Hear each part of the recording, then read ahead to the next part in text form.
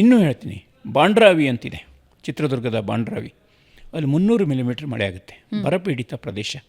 ಅಲ್ಲೊಬ್ಬ forest guard, ಕರ್ನಾಟಕದ ಒಬ್ಬ ಫಾರೆಸ್ಟ್ ಗಾರ್ಡ್ ಒಂದೇ ಒಂದು ಸಸಿಯನ್ನು ನಾಟಿ ಮಾಡದೆ ಜನರ ಮನಸ್ಸನ್ನು ಪರಿವರ್ತಿಸಿ 3,000 ಎಕರೆ ಪ್ರದೇಶದಲ್ಲಿ ಕಮರಾ ಸೇರಿದಂತೆ ಬೇರೆ ಬೇರೆ ಜಾತಿಯ ಗಿಡಗಳು ಮರವಾಗುವುದಕ್ಕೆ ಸಹಾಯ ಮಾಡ್ತಾನೆ. ಒಂದು 25-30 ವರ್ಷ ಕೆಲಸ ಮಾಡ್ತಾನೆ. ಅವನ ಡೈರಿ ನನ್ನ ಹತ್ರ ಇದೆ. ಒಂದೇ ಒಂದು ಸಸಿ ನಾಟಿ ಮಾಡಿಲ್ಲ, ಜನರ ಪ್ರೀತಿ ಗಳಿಸ್ದ, ಬೇಲಿ ಹಾಕಿಲ್ಲ, ಜನರಿಗೆ ಜಾಗೃತಿ ಮೂಡಿಸ್ದ. ಜನ ಅವನನ್ನು ದೇವರಾಗಿ ನೋಡ್ತಾಯಿದ್ರು. ಅವನ ಜೊತೆ ನಾನು ಓಡಾಡಿದ್ದೀನಿ.